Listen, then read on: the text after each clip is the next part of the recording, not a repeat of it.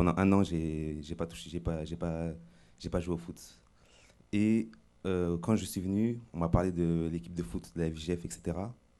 Donc là, à ce moment-là, je commence à repartir jouer au foot avec la FJF. Et à ce moment-là, j'ai revoulu jouer au foot pour de vrai. Donc là, j'ai parlé avec le pasteur Dominique. Il m'a dit de chercher un club. Et comme ça faisait un an et quelques que je n'avais pas joué, je me disais que je vais chercher un petit club pour reprendre le niveau, etc. Il m'a dit non, va chercher un vrai club. Donc, le pasteur Dominique, vous allez chercher un club et tu vas trouver. Voilà. Qu'est-ce qui s'est passé? Moi, au début, je cherchais des clubs ici sur Paris. C'est-à-dire que j'ai joué à plein de clubs ici sur Paris. Et on me disait, il y en a des clubs qui me disaient non. Donc à ce moment-là, j'ai la compagnie Israël qui est venue. J'ai fait mon sacrifice et j'ai déterminé que j'allais trouver un club. Donc j'ai envoyé des CV partout, dans tous les clubs, dans toute la France, etc. Et il y a un club de Ligue 1 qui m'a répondu. Ils m'ont dit de venir cette semaine-là, lundi passé. Mais je suis allé faire une semaine de test. Après, on me dit comment ça va se passer. Bah, j'ai fait ma semaine de test et ils m'ont pris. Ils ont pris. Et voilà. Maintenant, ils ont un club. Dieu bénisse. Qu'est-ce que Dieu a fait dans votre vie à travers la foi?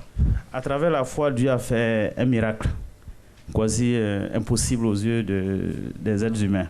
En fait, j'ai créé mon entreprise en septembre 2013 et j'ai commencé à travailler. J'ai eu la chance de participer au nettoyage d'Aéroville, le plus grand centre commercial d'Europe.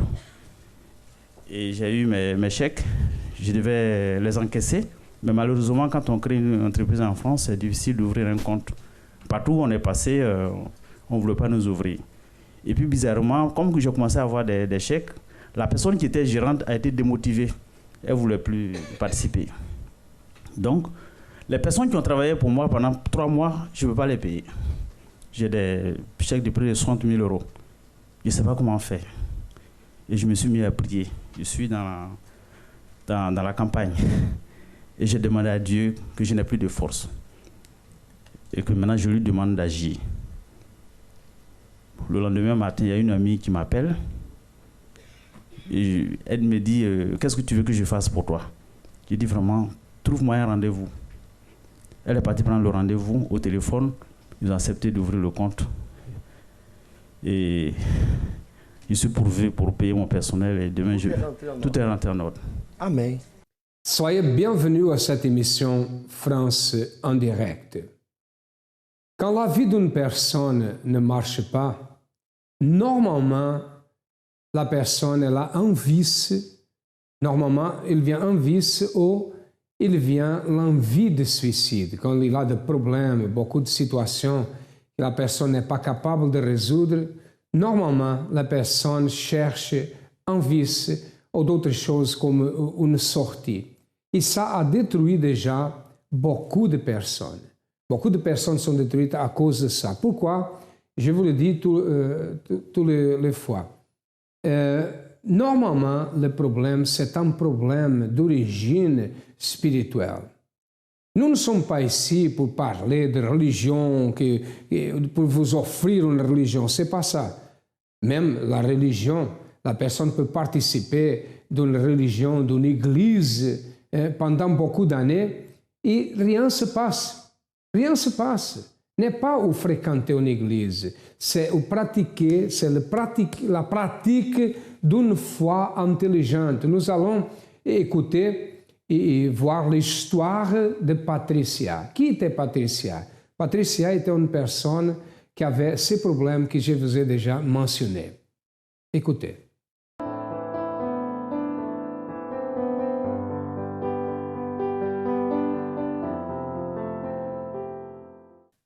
Ma vie avant d'arriver au centre d'accueil, elle était vraiment chaotique.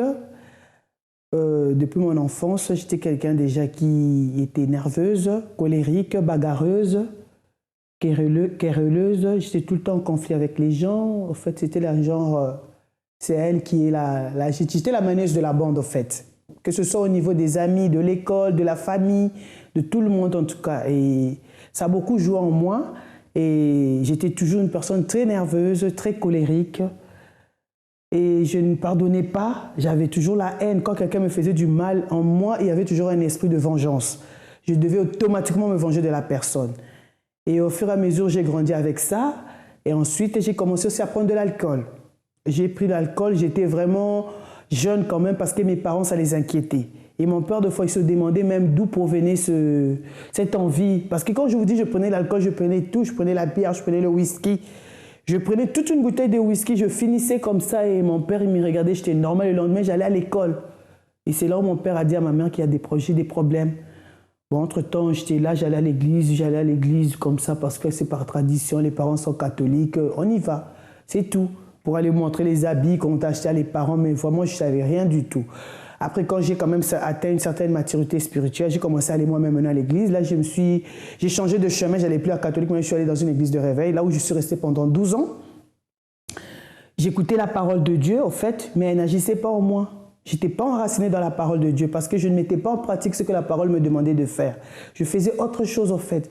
En fait, j'étais dans l'église, mais j'avais un père qui me dirigeait et c'était les ténèbres, en fait. Parce que quand tu as Dieu en toi, tu l'écoutes, comme lui dit, quand tu es ma brebis, tu écoutes ma voix et tu suis mon chemin. Mais moi, j'étais là, je n'écoutais pas, mes oreilles étaient bouchées, mes yeux étaient aveuglés. Et cette lumière-là, elle venait pas, comme elle n'était pas venue en moi parce que c'était les ténèbres qui habitaient en moi. Je prenais de l'alcool, j'étais dans les dettes, je faisais des choses, j'allais dans des bistrots, bon, dans des histoires, des fêtes, j'aimais trop les fêtes, je faisais tout ce qui était du monde, mondain. Mais entre-temps, j'étais dans l'église.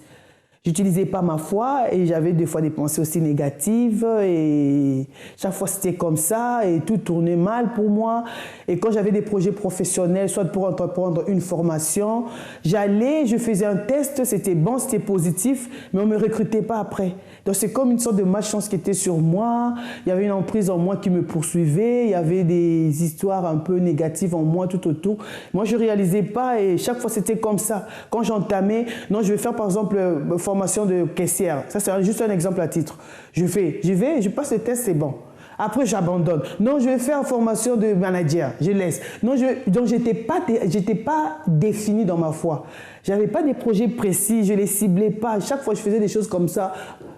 Vaille que vaille, on y va. Donc, je n'avais rien en tête. Pourtant, j'étais quelqu'un qui avait des capacités, mais au fur et à mesure, petit à petit, parce qu'il faut que je reconnaisse aussi quand même, malgré que j'avais cette foi religieuse en moi, cette tradition. Mais Dieu m'a aussi beaucoup aidé quand même. Après, quand j'ai commencé à prendre certaines attitudes, bon, c'est vrai, au centre d'accueil, j'ai pris beaucoup d'attitudes. Mais vers la fin, Dieu a fait que je sois transformée. À la fin, j'ai commencé à prendre des petites mesures, juste des mesures, pour voir plus loin. Après, Dieu aussi, il a commencé à opérer en moi petit à petit. C'est comme ça qu'un jour, le bon Dieu m'a demandé de quitter là où j'étais. Et il m'a dirigé ici au centre d'accueil.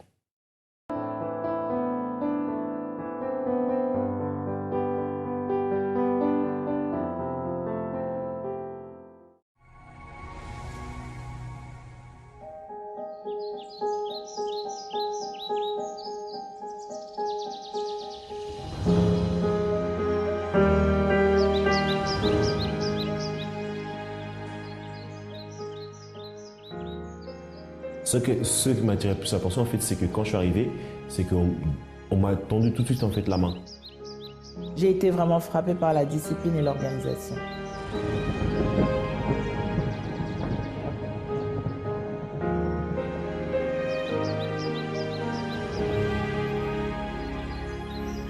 Mon premier dimanche à l'église, je me suis sentie vraiment en sécurité.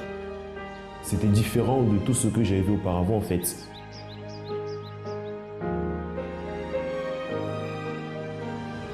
Au centre d'accueil, j'ai appris à me prendre en charge, être indépendante et autonome.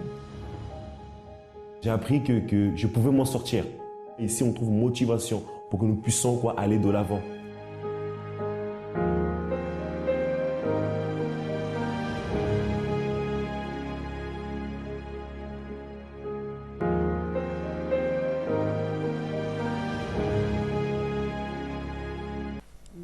C'est un peu chaotique parce que j'étais en train de chercher mon contrat de professionnalisation, un employeur. En fait, j'avais déjà l'école, mais je n'avais pas d'employeur. Et donc, ce qui fait qu'avec ma conseillère, elle m'a proposé quelque chose. Au départ, je ne voulais pas. Mais après, je me suis dit, mais c'est quelque chose que je veux bien faire. C'était de la vente. Et Après, elle m'a montré une école, en fait, elle m'a envoyé à une école. Je suis allée à l'école et à l'école, ils m'ont dit qu'il y avait déjà l'employeur. Et ce qui fait qu'ils m'ont dit que je devais passer des tests. J'ai passé des tests et j'ai eu la moitié, c'était sur 70 et j'avais eu 50. Et la dame avec qui j'ai parlé, elle m'a dit que c'était bon pour moi et tout, que je ne devais pas m'inquiéter. Et ce qui fait que je suis rentrée chez moi. Une semaine après, ils m'ont appelé. L'école qui m'appelle pour me dire que je n'étais pas prise. Et après, comme on avait la prière à midi, j'ai fait la prière. Mais quelque chose en moi, comme l'entreprise Vivarte, c'est juste à côté. Quelque chose en moi me disait, vas-y, va voir l'employeur, va voir le recruteur. Sans rendez-vous? Non, sans rendez-vous. Et je suis sortie de la prière, je suis allée. Et quand j'ai vu l'employeur, j'ai expliqué, j'ai dit, mais comment ça se fait que vous ne pouvez pas me prendre pendant que votre collègue m'a dit que c'était bon et que vous ne pouvez pas me prendre, il faudrait vraiment m'expliquer ça parce que moi je veux apprendre. Et il m'a dit, bon, c'est pas grave, moi je vais appeler l'école, je vous passe mon portable. Après je lui dis, votre portable. Après il me dit, oui, je vous passe mon portable, pas le numéro du bureau, sinon au cas où si je ne suis pas là, comme ça vous allez me rappeler même par un message. Je fais OK et je reviens ici pour finir la prière. Quand j'ai fini, je l'ai appelé, il répondait pas. Je me suis dit bon, peut-être c'est pas grave. Le lendemain matin, j'ai fait une prière chez moi. J'ai pas jeûné. J'ai fait quelque sorte un jeûne de prière jusqu'à midi. J'ai pas mangé et de moi-même j'ai essayé de rappeler l'employeur. Et quand je l'ai appelé l'employeur, il a pas voulu répondre. Et moi, j'étais en train de stresser, mais je me suis quand même dit que je sais que Dieu il va me bénir. Et vers 15 heures, l'école qui m'appelle, la dame qui m'avait appelée pour me dire non, c'est la même dame qui m'a appelée pour me dire que j'étais prise finalement. Et qu'elle ne sait pas comment ça s'est fait, mais que j'étais prise. Et donc, voilà. Elle ne sait pas comment ça s'est fait, mais la porte a été comment? Ouverte. Dieu vous bénisse. Tu as fait des grandes choses pour moi. Je suis arrivée le 5 décembre 2012. C'était pour ma fille qui avait des problèmes. J'ai laissé la Guadeloupe, j'ai tout laissé. Je dis, bon, je viens pour mes enfants qui se trouvent au pays. Et moi, je connaissais l'église depuis au pays, je faisais sacrifice tout. Mais moi, je n'ai rien demandé pour moi. Bon, je suis venue en mer pour aider ces enfants. Mais un moment, finance pour venir à l'église chaque premier dimanche en TGV, ça coûte rien, ça ici, ça coûte. Bon, je vais envoyer un CV quelque part. Si ça passe, ça passe. Si ça passe pas, bon, il n'y a pas de problème. Et un jour, j'ai déposé ma dîme ici. Le lundi, c'est lorsqu'on venait, soit on dormait à l'hôtel, ou soit, bon, où on retourne le même jour. Et le lundi, une dame m'appelle, m'a dit, madame, on a reçu votre CV. Elle m'a dit, est-ce que vous pouvez être chez nous le 28? Le lundi 28 2013, pour un essai. Elle m'a dit, il n'y a pas de problème. Mais dit, comment je vais faire? J'habite à Reims et c'est marqué Créteil. Bon, je vais arriver. Ah bien, le mois d'essai, le directeur me dit, madame, ça va, on va vous garder. Vous aurez votre CDI dans un bout de mois. Voilà, le CDI, il est là. Mais vous m'avez dit encore quelque chose d'autre là. Alors, il dit, bon, il me dit, voilà la clé. Première clé du travail, je rentre comme un grand le matin, je commence mon travail. Deuxième, toujours pas de logement. J'ai fait toutes les agences, le salaire est trop petit.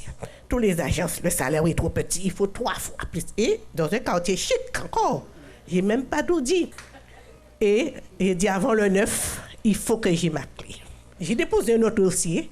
Madame, votre dossier est accepté. Voilà votre maison, voilà votre contrat. Et voilà ma clé. Elle était une personne colérique, nerveuse, bagarreuse, comme elle a dit. Elle avait la haine, avait un esprit de vengeance, de se venger. Elle était alcoolique. Et elle a passé 12 ans dans une église. Elle écoutait la parole. Elle pratiquait le rituel, les doctrines de son église. Mais sa vie ne changeait pas. Elle n'avait pas une vie professionnelle bénie. Sa vie professionnelle était détruite, sa vie financière, tout cela. Mais elle croyait que Dieu existait. Elle pratiquait une foi. Mais mes amis, il y a une seule foi qui peut changer la situation.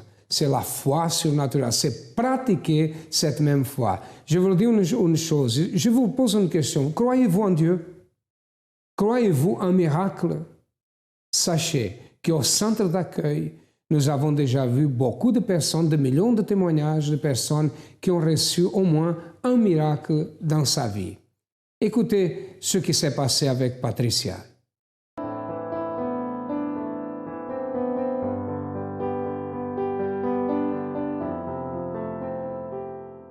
Je suis arrivée au centre d'accueil parce que là, ça fera bientôt 3 ans. J'ai juste 2 ans et demi. Depuis que je suis arrivée au centre d'accueil, on m'a amené par une personne. Parce que là, j'avais des problèmes. Je ne voyais toujours pas de résultats. Ce que je voulais, ma famille était brisée.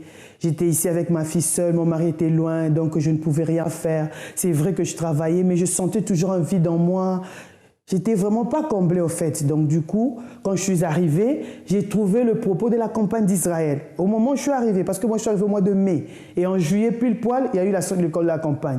Comme je ne savais pas exactement de quoi il s'agissait, mais entre-temps, j'ai eu un détail. C'est après, quand le résultat est arrivé, que Dieu, quand il t'a déjà envoyé quelque part, il faut y aller, il ne faut pas persister. Ça fait longtemps parce que ce problème, il perdurait dans ma vie de famille. Et quand j'ai parlé à la personne qui m'a emmené ici à l'église, elle m'a dit, moi, je n'ai rien à te dire, je vais t'emmener voir l'homme de Dieu. Je suis venue voir l'homme de Dieu, l'homme de Dieu m'a dit, là, j'ai trouvé, il y avait la campagne d'Israël. C'était la même période, mais ça faisait, je crois, 4 ans auparavant. Il m'a dit, madame, moi, j'ai rien à vous dire. Vous croyez en Dieu? Oui. Lancez-vous dans la campagne. Comme je n'étais pas ici dedans, je ne connaissais pas exactement ce que c'était. J'ai eu peur parce que moi, tout ce qui est spirituel, sacré, c'est sacré. Je n'aime pas faire des interdits. Après, il y a une malédiction sur vous. J'ai abandonné. En fait, ce problème-là m'a poursuivi et il y a eu le résultat négatif. Si j'avais suivi l'homme de Dieu, c'est la direction qu'il m'avait donnée, c'était la bonne. Et j'ai compris quand je suis venu, Dieu te remet toujours sur la piste quand il t'a déjà donné un indice. Quand je suis venu, j'ai trouvé la campagne d'Israël, je me suis lancé. Mais je ne comprenais rien. Les hommes de Dieu parlaient, il y avait ça. Quand je veux seulement ouvrir ma bouche pour demander, après ils disent, il ne faut rien demander. Donc j'étais là comme ça. Après, l'homme de Dieu a dit seulement quelque chose, c'est à vous de voir. Moi, j'ai maintenant dit, bon, comme j'avais des projets, en venant ici, j'ai appris à agir ma foi. Je me suis dit, non, j'ai vu maintenant plus grand. Donc je me suis dit, non, là je travaille à tel endroit, maintenant je crois que j'envisage de faire plus grand, donc je peux suivre une formation et après devenir moi-même entrepreneur. Du coup, c'est ça que j'ai commencé à envisager et je me suis lancé dans ça pour la vie professionnelle. Et on disait qu'il fallait écrire en fait une requête. Mais après, l'homme de Dieu a dit aussi, moi quand j'ai fait la campagne, je n'ai pas donné des requêtes, tout ça Dieu sait. Mais dans mon esprit, je me suis dit, bon, moi, si je me lance pour ma vie professionnelle, regardez ce que Dieu a fait. Dieu m'a donné autre chose. Il ne m'a pas donné ce que je voulais. Il a voulu, comme le sacrifice vient enlever la honte, il savait que ma honte, c'était quoi? J'étais seule. Il est venu combler ma vie d'abord par rapport à ça. Et après, j'ai fait la 2e, la 3e, la 4e, parce que celle-là, c'est la 4e pour moi, la 4e campagne d'Israël que j'ai faite là récemment. Et c'est là où c'est celle-là qui a vraiment explosé en moi, parce qu'entre-temps, Dieu, malgré toutes les campagnes, il ouvrait pour moi des portes, mais elle n'était pas ciblée sur le problème qui me préoccupait après, la grande dette que j'avais. Et là, cette fois-là, vraiment, pile au poil. Au moment qu'il fallait, j'ai déposé mon sacrifice, mais j'étais toujours là. Je faisais les chaînes de prière, dans la prière de délivrance, j'étais là, la restitution, parce que j'ai dit non, de forcer, c'est ça, vous êtes à la délivrance, mais peut-être qu'on a volé, parce que quand on vous vole, il faut que la personne restitue. 2 fois, on est là en délivrance, il faut bien écouter le Saint-Esprit. Et moi, après, le Saint-Esprit m'a dit, on t'a volé, il faut être restitué. C'est comme ça que j'ai fait mes chaînes de prière et après, j'ai déposé mon sacrifice et j'ai vu le résultat. Après, chaîne de prière, délivrance, restitution, j'étais là tous les jours avec la persévérance, avec la fermeté dans les prières. Même si je ne voyais pas, mais j'avais toujours la foi parce que je croyais en Dieu qui est là pour ne pas mentir, pour accomplir sa parole.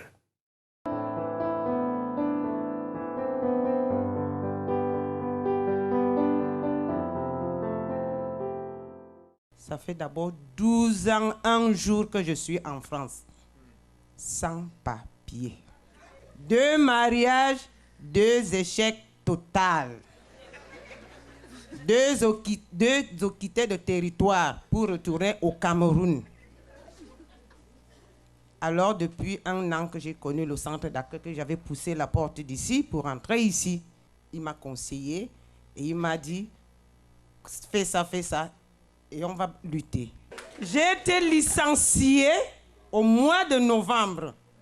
Je travaille dans une clinique. Et licenciée encore. Je travaille avec mon nom, pas le nom de quelqu'un. Et en plus, on m'appelle au pays, mes enfants, comme tous, ils sont là-bas. Maman, il y a un qui est malade, en agonie à l'hôpital. Le pasteur a prié ici.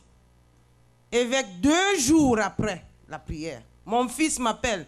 Je croyais qu'il allait m'annoncer la mauvaise nouvelle qu'il est décédé. J'ai dit, qu'est-ce qu'il y a? Il me dit, non maman, calme-toi. C'est comme par miracle, l'enfant est guéri. Et alors, le papier, mon téléphone sonne. J'ai dit, mais qui m'appelle? Mais non, c'est moi la responsable de la clinique là où je travaille. J'ai dit, mais... Non, vous pouvez revenir prendre votre poste. C'est bon. J'ai dit, mais c'est quoi c'est bon? Alors, j'ai donc ouvert le débat au téléphone et c'est moi. Donc, j'ai commencé à poser les questions. J'ai dit, mais...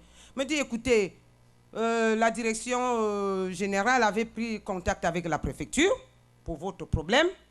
Vous venez, vous reprenez votre poste et vous attendez la convocation pour aller retirer vos papiers à la préfecture.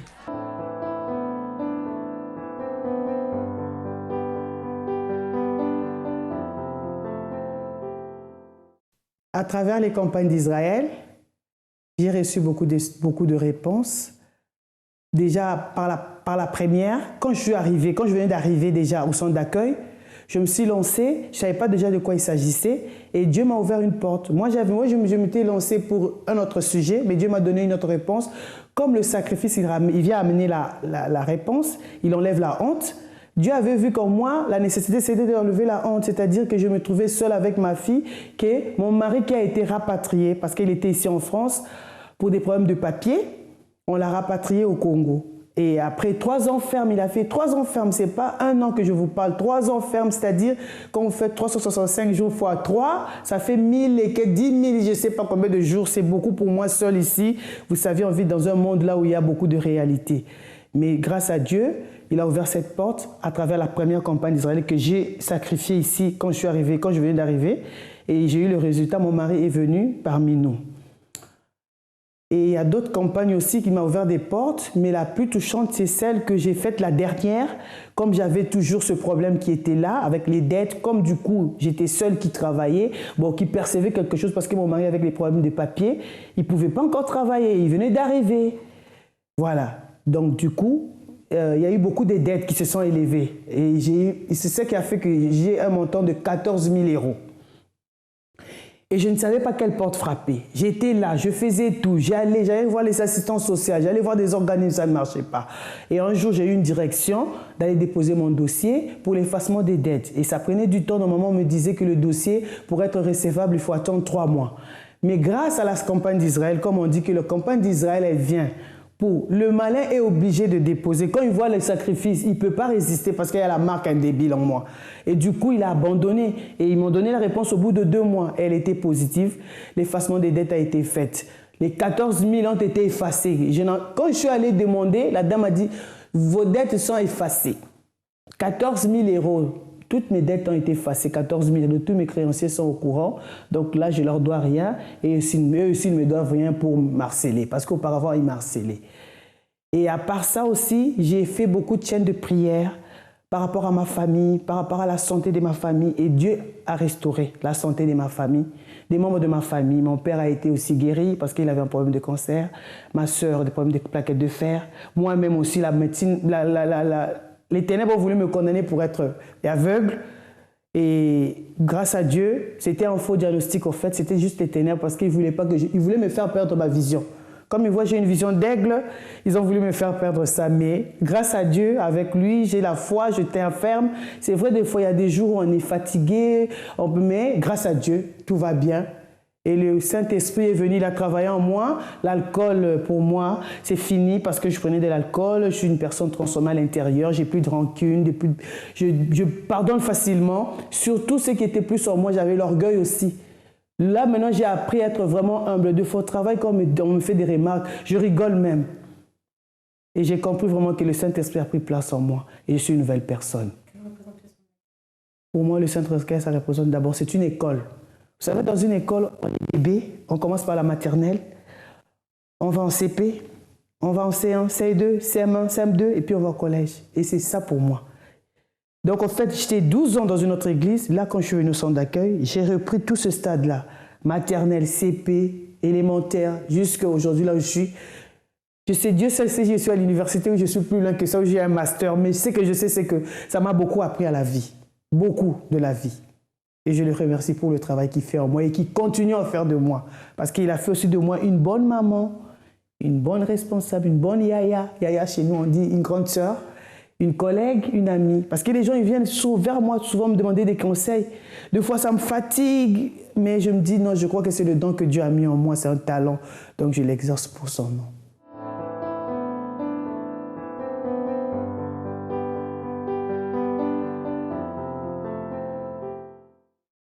Après le moment qu'elle a été délivrée de la force du mal qui dominait sur elle, qui faisait qu'elle était colérique, nerveuse, qui l'amenait à l'alcoolisme, hein, qui avait déstabilisé toute sa vie, à partir du moment que ce mal a été arraché à travers les chaînes de prière, la pratique d'une foi intelligente, sa vie a changé complètement. Aujourd'hui, elle est une personne libre.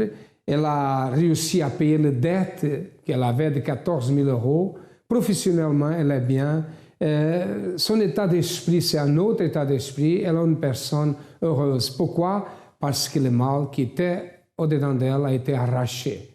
Et quand ce mal a été arraché, la personne change complètement. Nous sommes situés au 254 de la rue du Faubourg Saint-Martin, le siège du centre d'accueil. Nous avons d'autres centres d'accueil dans toute la France. Vous choisissez, si vous avez besoin de notre aide, vous devez choisir le plus proche de vous et nous sommes là pour vous aider.